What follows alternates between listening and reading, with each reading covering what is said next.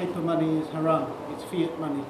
But I wanted to ask you, at what point did it become haram? Was it when it was removed from the gold standard? And if so, what year was that? The second question I have... Wait, one at a time. The question is, when did money become haram? At one point in time. And the answer is that to understand the process, you have to first understand a new actor on the stage of the world emerged out of nowhere and takes control of the world. Modern Western civilization. And this civilization, thank Allah, is about to be destroyed in the new war, in the world war that's coming now. Read Surah Al-Rahman and you'll get the guidance in Surah Al-Rahman. And this civilization has within it Gog and Magog, Ya'juj and Ma'juj. And they are the ones who commit fasad. Fasad is that which corrupts and destroys. Inna Ya'juj wa Ma'juj mufsiduna fil ard.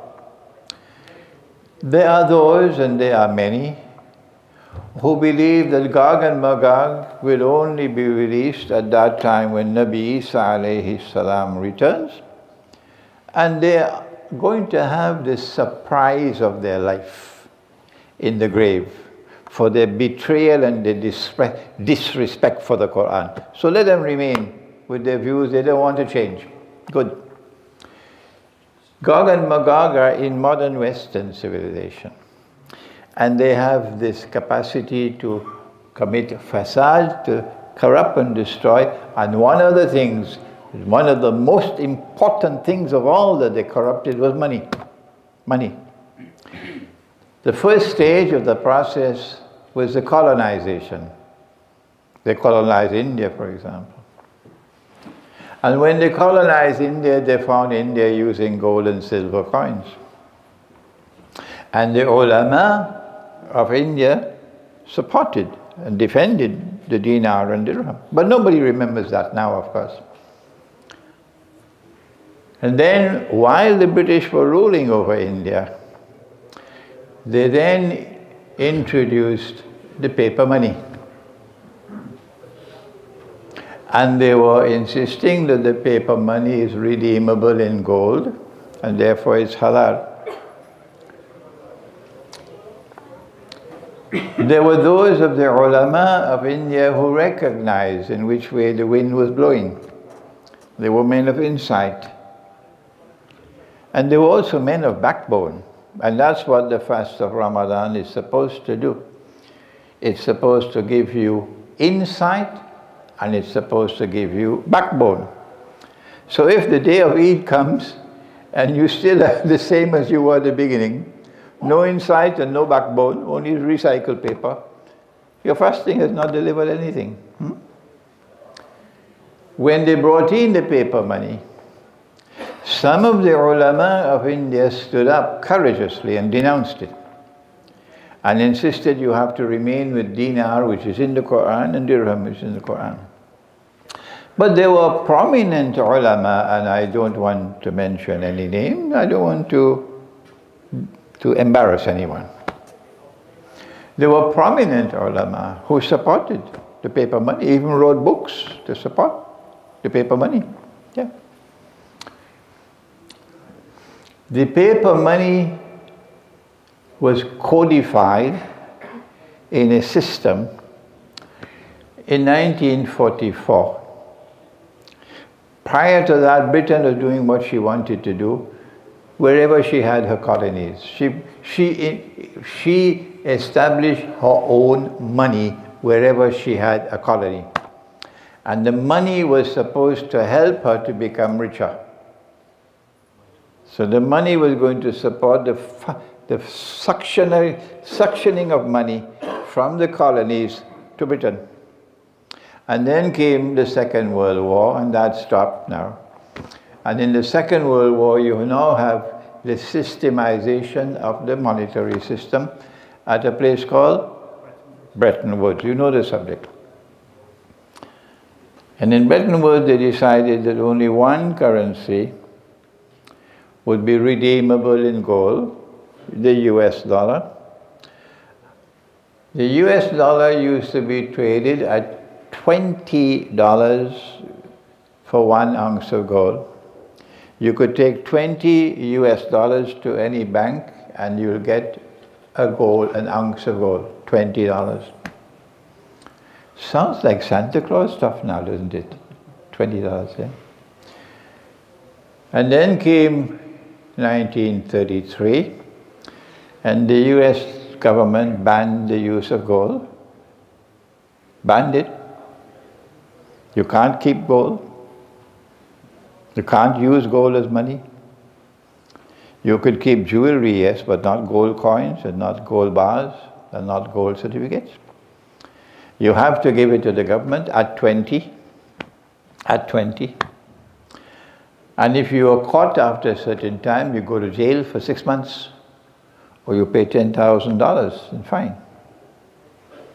And after the American people had sold all their gold or transferred all their gold for paper at 20, then the US government removed the ban, but changed the value of the paper.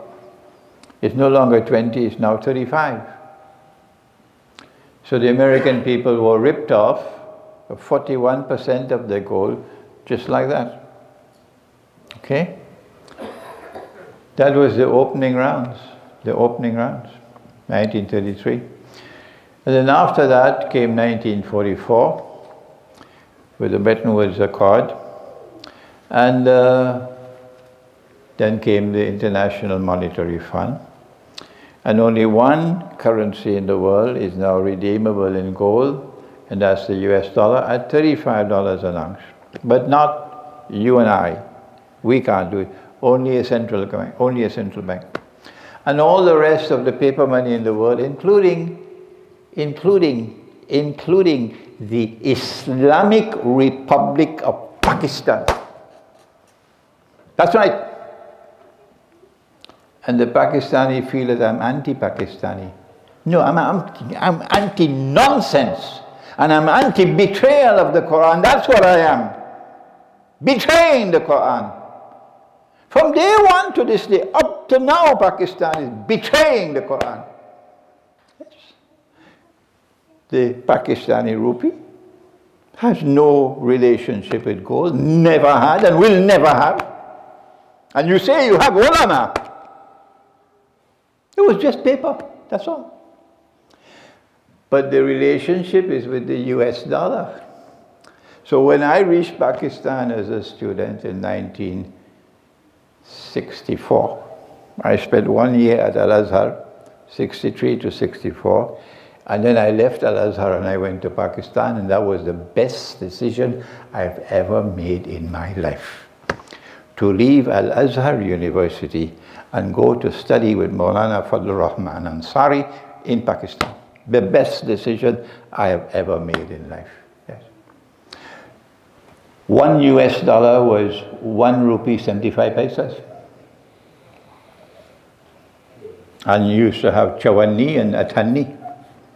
Now you don't know what's chawanni. You don't know what's athanni. And today, instead of 1 US dollar being 1 rupee 75, it is how much? 45.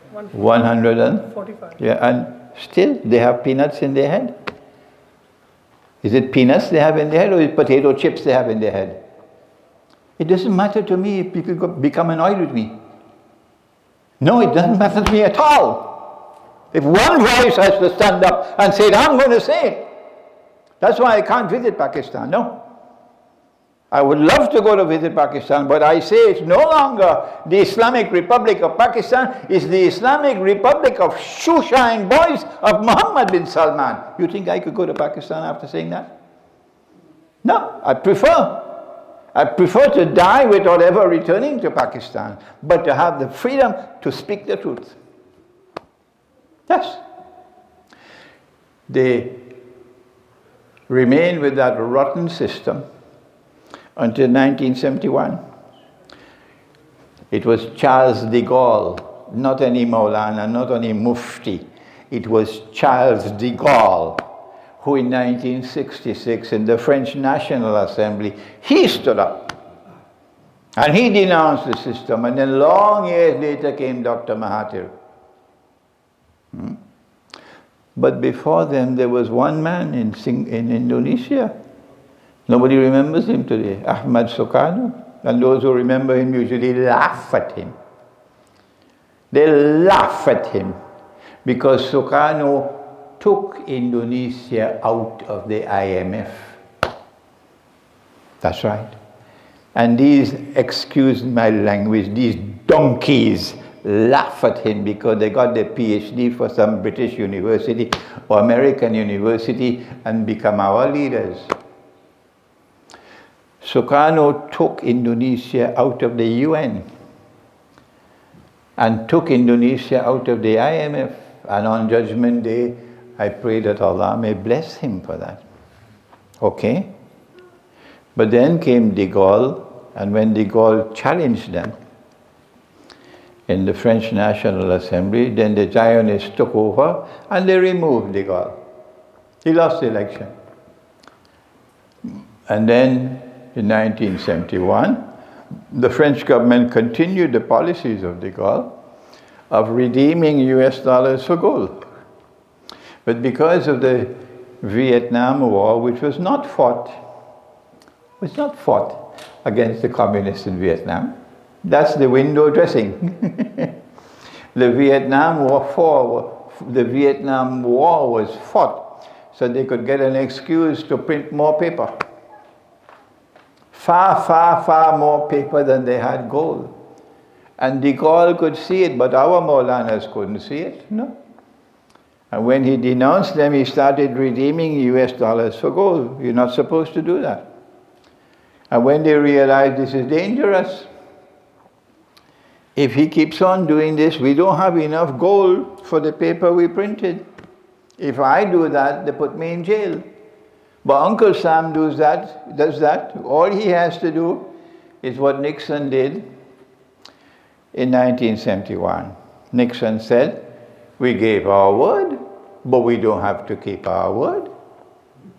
We gave our word under international law that in this monetary system which we have established, the United States government commits itself to redeem US dollars for gold at the rate of $35 for 1 ounce of gold. We gave that promise, but we don't have to keep it. That's the great United States of America. Yes. And since 1971, the US dollar went into no man's land. It started dropping from 35 to 40. And then in 1973, they were able to solve the problem with the Arab-Israeli war. And then King Faisal imposed the oil boycott. And what happened? The price of oil went up by 400%, and the value of the US dollar collapsed by 400%. That is what Kissinger wanted. And when Kissinger saw that, and the Arabs are now 4 times more wealthy, then he flew to Riyadh and he fooled Faisal, because Faisal had only peanuts in his head. May Allah have mercy on him. He was a better man, but he still had peanuts in his head. And Faisal agreed. Kissinger said, what you're getting is peanuts. If you will commit yourself to sell oil for only US dollars, that's all you have to do. You'll become fabulously wealthy. And Kissinger was speaking the truth. So then came the birth of the petrodollar. And where is it in the hadith? It's there in Sahih Bukhari. Yes. The reason why I was able to interpret the hadith is because I had studied international monetary economics before studying the Quran and hadith. That's why I could recognize this hadith about the mountain of gold. We don't have the time to explain that now. And so the US dollar became a petrodollar. And since then it has been flying high. And the United States becoming fabulously, fabulously, fabulously wealthy. But who in the United States is getting wealthy? The rich. And the rest of the American people are just like garbage. Yeah. And this system of riba sucking the wealth. So that now in the United States of America, you have some parts of the United States, like Liari in Pakistan, yes, with poverty. But the system is going to collapse because of the hadith, that they will fight for the mountain of gold. What is to come after that? Of course it's bogus, of course it's fraudulent, of course it's haram. It is a system which is sucking the wealth of mankind. That's why you have all the refugees here. Kashmir is so beautiful, but you have to leave Kashmir to come here to live comfortably. Egypt is a lovely land. The Egyptian would love to be back in Egypt, his native Egypt. The Moroccan would love to be back in Morocco. The Bangladeshi would love to be back in Chittagong, Sylhet. Huh? Me, I would love to have the Afghan naan and chicken tikka. Oh yeah. The roadside restaurant, you eat maybe those days 2 rupee for a naan. I don't know how much it is now. And it tastes so good. But everybody have to leave now. And the refugees, they're all economic refugees, are all descending upon the West because this is where the money is. And over there it's becoming destitution. This is riba. This is because of riba. But now they're finished with paper money. So they brought cryptocurrencies to destabilize national currencies. Okay? And after they destabilize the national currencies, the US dollar, the euro, the greatest sterling pound and so on, you make the way incrementally to one currency for all of mankind. And they will control the currency in Jerusalem. And the state of Israel will rule the world. If you rule the world of money, you rule the world. Is that so difficult to understand? Is there anyone in Britain teaching the subject? Even if I offer to teach the subject to them, so they can teach it to others, they still would not come to me to learn from me. Next question. You said that you see Pakistan being dragged into the big war. No. The present government of India is a warmongering government. It has hatred for Islam embedded in its heart. And it is a friend and ally of Israel. But not all Hindus are like that. Why is it so difficult for the Muslim to understand? You don't lump all Hindus with the government of India. Yeah? Proper following of the sunnah of the Prophet ﷺ is to make an initiative that will change your strategic environment. And you'll find large numbers of Hindus who will now show more respect for Islam. If you would say that Hindu India never invited the Muslims to come and rule over them. No. It was Islamic imperialism. It was bogus jihad. So call a spade a spade. And when you denounce Muslim rule over Hindu India for so many centuries, and you apologize for it, as we have denounced Ottoman rule over the Orthodox Christians for so many centuries, and all the pain inflicted on those Christians. We said, this is not Islam.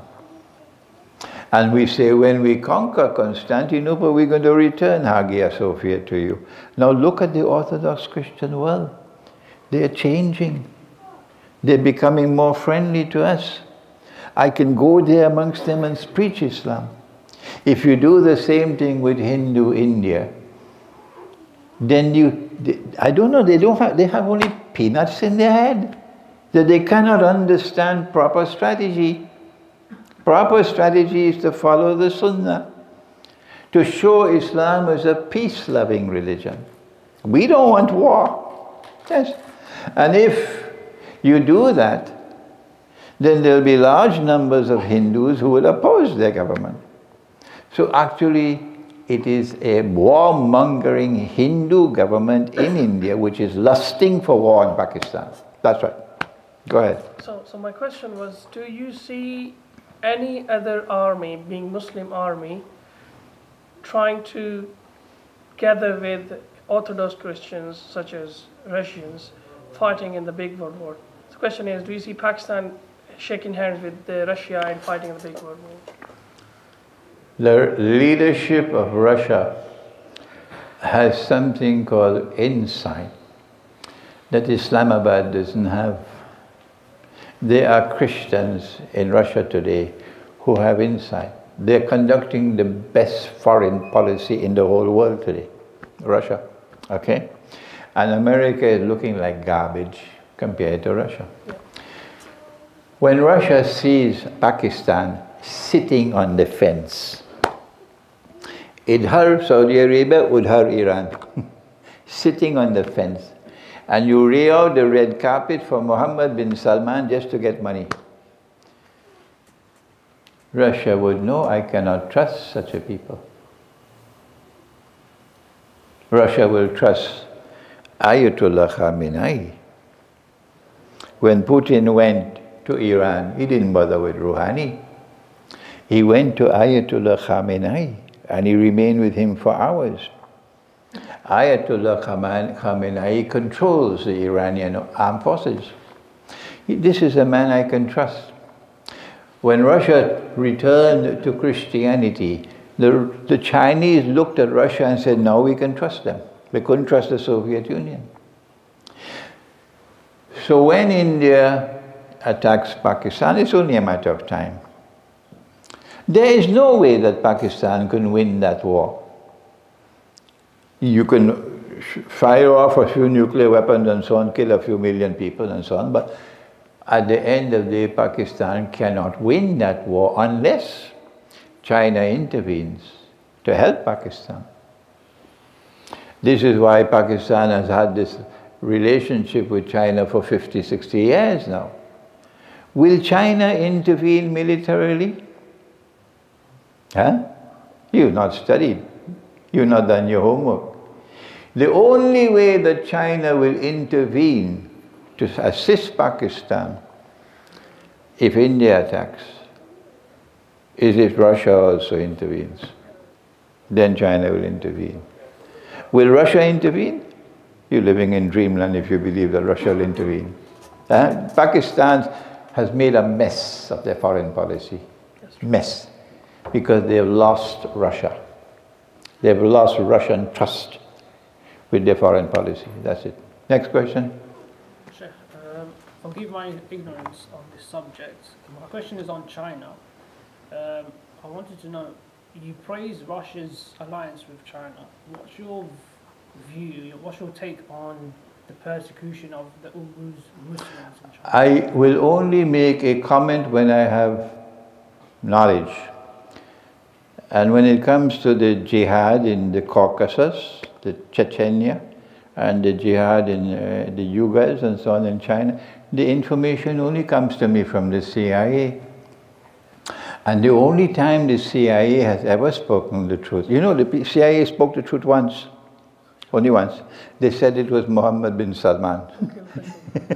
He's the one who ordered the killing of Adnan Khashoggi. This is the one time the CIA spoke the truth. So I will have to get credible information for me to comment. Any more questions? You already had one question, yeah? I'm 77 and my hearing is not good. Sorry, I'll stand up. Yes. Is this Dajjal going to be from the human race? Because we have different opinion in the scholars. Okay. There's a book coming. It's already written. It's already published in Pakistan, in Malaysia, printed. It'll be here shortly. Dajjal, sorry, the Quran, Dajjal, and the Jasad, which is the answer to your question. But you can go to my website, imranhosein.org, and download the book, and you'll get the answer. Yes? Sorry. Your first question? Yes. Sure, okay. I just talking about Riba earlier. I am quite familiar with your views on riba. Good. However, living in the non-Muslim society, I wanted to see the permissibility factor, if there is one, for using riba for buying the house, for example, or mortgage. Okay. The question is, if we are living in a non-Muslim country, can we have any leeway to buy a house even with riba? The answer is it makes no difference whether you're living in India and Pakistan or you're living in Britain. Huh? Makes no difference. Same amount of riba out there, same amount of riba over here. Okay? Except that over there it's a little bit more dangerous than here. Because over here you have a curious thing called the Islamic bank. And the Islamic bank is worse than the commercial bank. Because the Islamic bank is giving you riba through the back door, whereas the commercial bank is giving you riba through the front door. Okay? If you do not understand what I'm talking about, go to my website and read my essays on the subject. 1 second.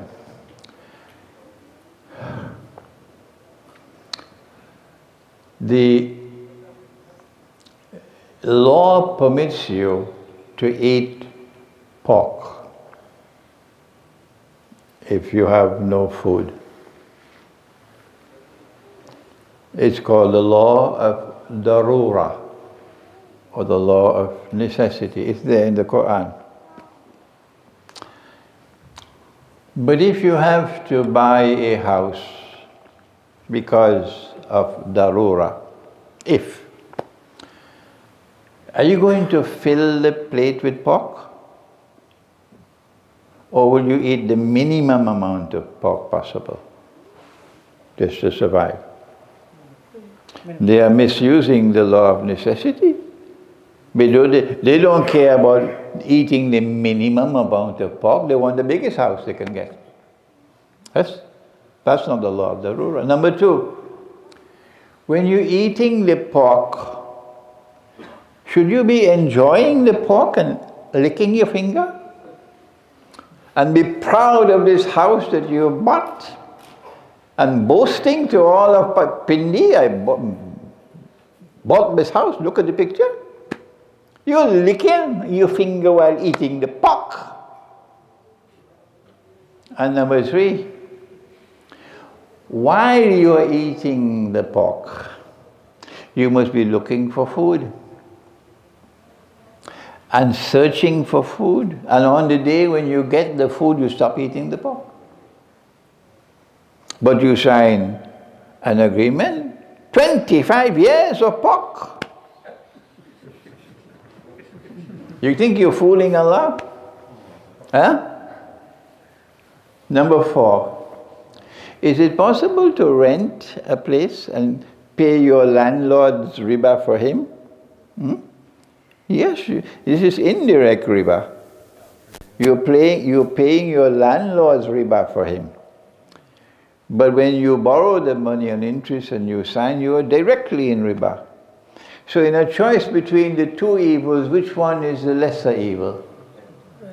Nabi Muhammad ﷺ said, when you're faced with two evils, then you should choose the lesser evil. And then let me remind you how your dada used to build a house. Dada Abba will build one room. Yes? And when he has enough money, he'll put another room. My father died when I was 15 years of age. My mother didn't like the place where we were living. We had a plot of land, and the government gave us some money when my father died. And she was able to build a house, but no money to put the windows. And we moved into the house with no windows, just a door in the back. Yeah? And I saw people living like that. They would use a sugar bag before plastic came. They will use the sugar bag, the jute bag, as windows to cover the window. But now you want the whole thing built. And yes, you have to open the door. You and Begum Sahaba and the children. Stop playing games. This is not permissible in Islam. If Allah had made it haram, it is haram. Okay? And this bogus fatwa that the first house is permissible. But after that, no more. Some of them have died now. The ulama who gave this fatwa. I pity them in the grave. I pity them, yes. Yeah, I pity them in the grave. Shall we take one more? One more? Two more? Three more? That's it. Okay? Agreed? Four more. Agreed? Only four? Right, thank you. 1, 2, 3, 4. Good. Thank you for gracing us with your presence here today. You paint quite a bleak picture of all the Islamic or so-called Islamic nations around the world, Pakistan, Saudi Arabia, Turkey, etc. Are there any nation states or leaders which you see some beacon of light or something aspirational? Because it's all kind of yes. gloom at the moment, no? I am a student of international relations, international affairs. So I study world politics. And I recognize that there is a global system which is oppressive, oppressing mankind. And that anyone who refuses to bend your knee before them, you become a rogue state and they wage war on you. So I look favorably, I look admirably at those who refuse to bend their knee. And this is why Hugo Chavez is a hero for me. Nicolas Maduro, they're just 9 miles from me. I'm in Trinidad, in Venezuela. They are heroes because they refuse to bend their knee.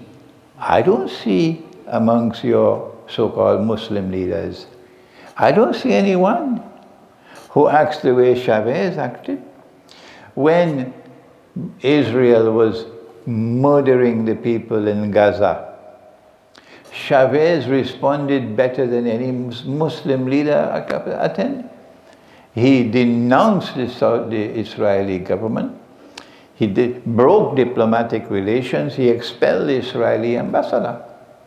Bolivia, under Evo Morales, shows more backbone, refuses to bow. Bolivia.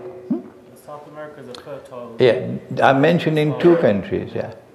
They're trying to overthrow Maduro. Look at Mexico. Mexico standing firm. Yes. The governments of the Caribbean, I was proud to see the governments of the Caribbean, including my own Trinidad and Tobago, standing up to the United States. That's why the United States could not intervene militarily in Venezuela so far. Now look, when we look to the world of Islam, who do we see who refuse to bend their knee? With all the mistakes that Muammar Gaddafi made, as much a clown as he was, the reason why they removed him was because he refused to bend his knee. With all the bad things that Saddam Hussein did, and he did so many bad things that when I met Sheikh Abdul Hamid Kishk, the blind sheikh in Egypt, Abdul Hamid Kishk said to me about Saddam, he said, Shaitanul Akbar. But the reason why they removed Saddam Hussein was because in the end of his life he refused to bend his knee. So I have to recognize the value of these men. Ahmad Sukarno was removed because he refused to bend his knee. Yes. Muhammadu Buhari, who is now the president of Nigeria, the first time he was president, they removed him because he refused to bend his knee.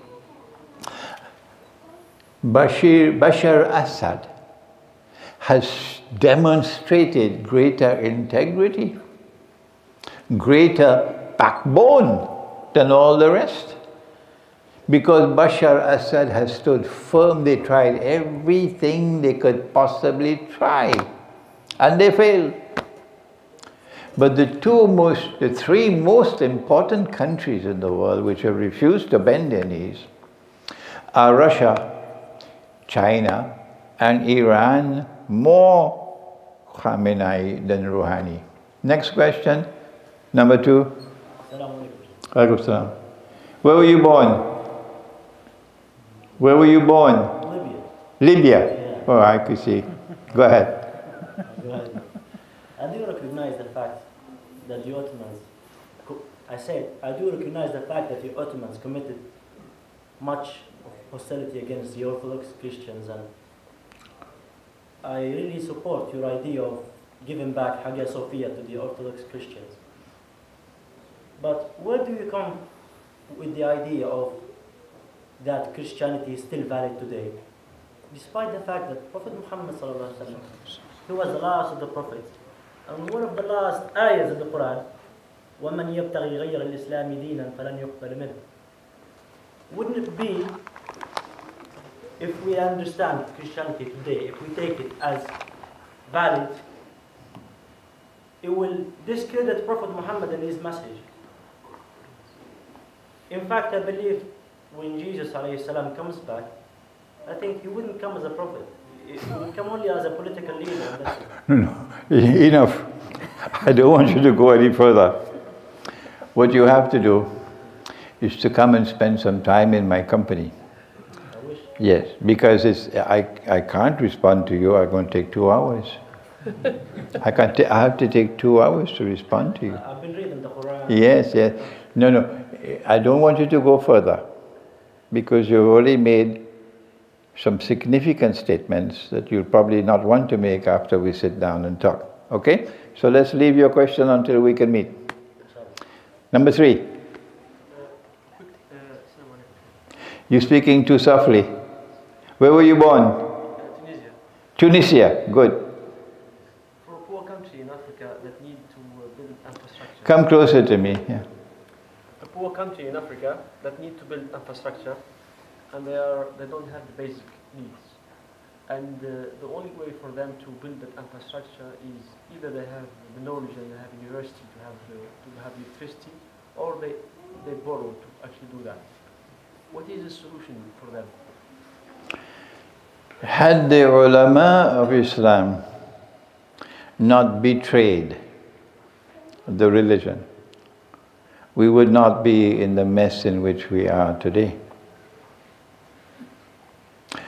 I don't know if you can find in Tunisia ulama who have declared that the money which you're using in Tunisia is bogus, it's fraudulent, and it's haram. The subject is not taught in Jamiatul Azhar, it is not taught in the Darul Ulum. The Mufti graduates after 12 years of studies and he knows nothing of the subject, and yet he gives the fatwa.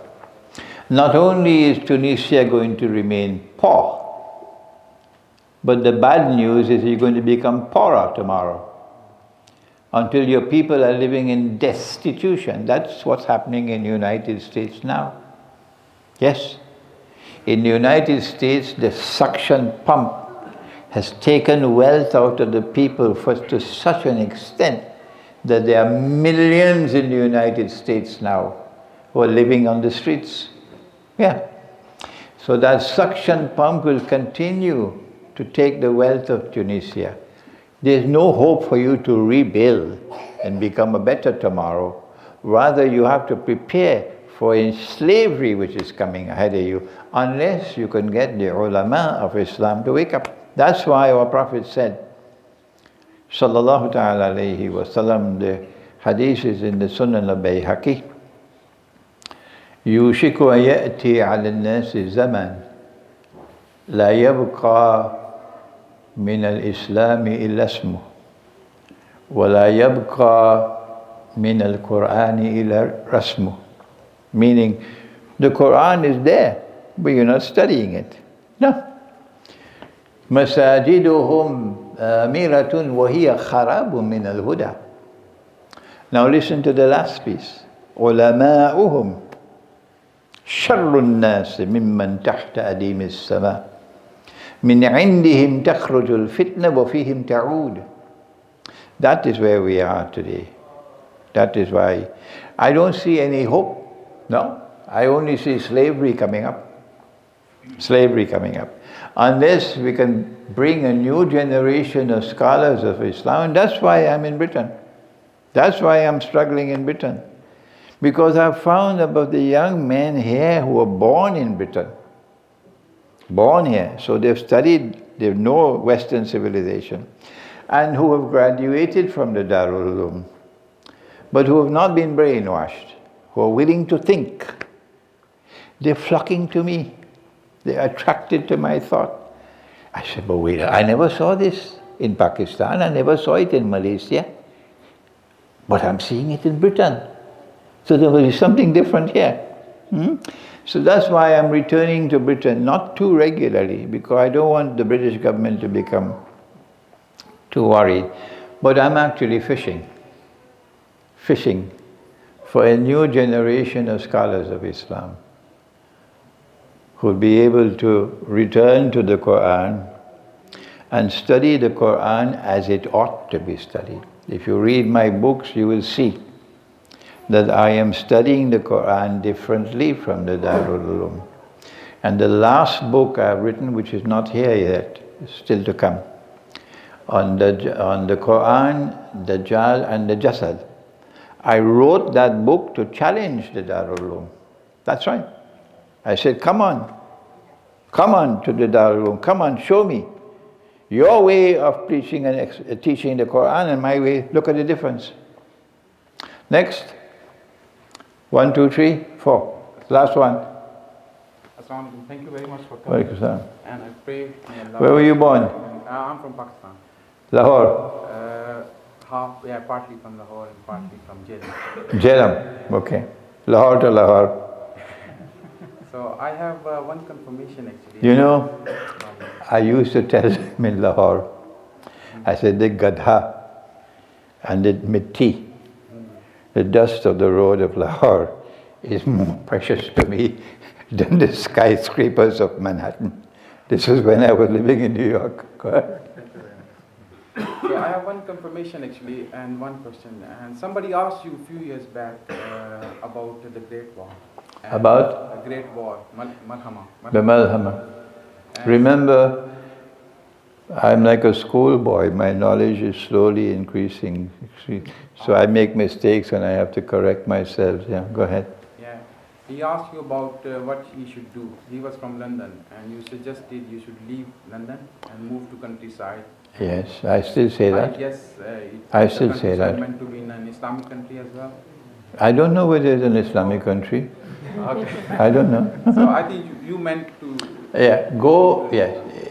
When the Great War takes place, it's going to be nuclear war. Even if a nuclear bomb does not fall on London, the lines of supply for electricity, for water, for food will all be disrupted. London by itself cannot feed itself. When you no longer have electricity, you no longer have water, you no longer have food, you're going to have anarchy. People are going to become like animals. From the time there is a suspicion that you have food in your house, suspicion, or you have water in your house, they'll come and break down. There'll be no police to help you. Break down your door. And if you show resistance, they'll kill you because they're searching for food and water. Will you keep your wife and children in such a situation? Is that all the amount of sense you have? Okay? You should not allow the Great War to occur and you do not have some place in the countryside put aside. Even if it's a little shack. And you have enough gas in your tank to be able to drive there and take your family out quickly, out of the city. Because if you remain in the city, remember what Allah says in Surah Al-Isra, وَإِن مِّن قَرْيَةٍ إِلَّا نحن مهلكوها قبل يوم القيامة أو معذبوها عذابا شديدا.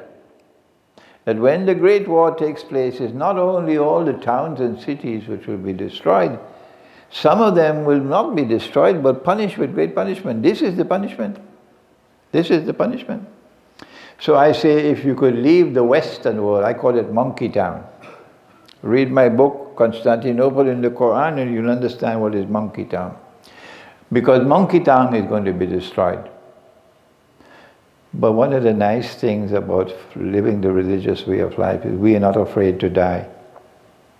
We are not afraid to die. Even if we are located at a particular time and we die in the war, we're not afraid to die. Once you're walking the straight path with Allah, you're not afraid to die. Okay? But the best way to deal with the Great War is to make hijrah out of the West. But I know nobody's going to listen to me. I know, because I've been saying it for years now. They've come here to stay. I say, okay, the next best thing is to leave the cities and retreat to the remote countryside, but remain in small communities and produce your own food and learn how to survive economically. There's a Swiss scholar. His name is Piero San Giorgio. Piero San Giorgio. He wrote to me. He said, Sheikh, I'm secular. You religious. How come we came to the same conclusions? So we arranged to meet. He traveled to Malaysia and he met me there. And then I came to Switzerland and we had a joint session in Switzerland and so on. He wrote a book, Surviving Economic Collapse. Good book to read. All right, I think we've had enough questions and we... My question is there actually. It was a confirmation I just want to confirm.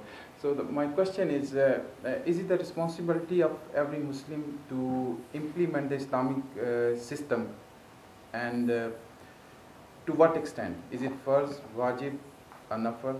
And if it is yes, and then how? I have already answered you, in fact, that the ordinary Muslim does not have the same role to play in the Ummah of Muhammad ﷺ as the alim, the scholar. He is the one. Our Prophet has said, Al-ulama'u warasatul anbiya. The same way that the prophets of Allah stood up with insight and with backbone, with insight and with backbone. And they changed the movement of history. We had an alim like that in Bangladesh. Today even the Bengali doesn't know him. I have to tell them about Maulana Abdul Hamid Khan Bhashani. I have to tell them about him. About Ubaidullah Sindhi. The Pakistani doesn't know about these men. Muhammad Ali Jauhar studied in Cambridge. But Muhammad Ali Jauhar was a man with backbone. Yes. These were men who stood up. Maulana Abdul Bari, who was the head of the Khilafat movement, was a formidable man. When Gandhi came to him, and Gandhi said to him, you want the same thing that I want. We want the British out. I'm prepared to make an alliance with you. The Hindu came to the Muslim. The Muslim didn't go. The Hindu came to the Muslim. This is not representative of a people with hatred in their hearts. And this is the leader of the Hindus. The leader, Jawaharlal Nehru, is a secular nationalist. But Gandhi is a Hindu at heart. The difference between the two men. And when Gandhi came to Maulana Abdul Bari, said, you want the same thing that I want. We want the British out. And when the British out, we want to live as Hindus and you want to live as Muslims, so let's make an alliance. Abdul Bari was happy. Abdul Bari was happy. Then Gandhi said, I have only one condition, stop killing the cow. Stop killing the cow. Bari said, okay, yes, we stop killing the cow. We had men at that time who were ulama. I honor them, I respect them. You cannot change the condition of this ummah today unless and until you can produce a new generation of ulama, of scholars of Islam. This is what my teacher of blessed memory, Maulana Fadlur Rahman Ansari, he came to that conclusion. And he established the institute where I studied. And his purpose was to try to build a new generation of ulama, and I represent the fruit of his effort. If you are to change the condition of the people, you have to produce this kind of ulama. Thank you very much for being with me. Tonight, make dua. I have a lot of countries to travel to. Yes, but I'll be back in Britain, inshallah, the beginning of September. And I may be back again in this masjid. ربنا تقبل منا إنك أنت السميع العليم وتب علينا يا مولانا إنك أنت التواب الرحيم برحمتك يا أرحم الراحمين آمين. And thank you, Imam, for your kind invitation. Yes.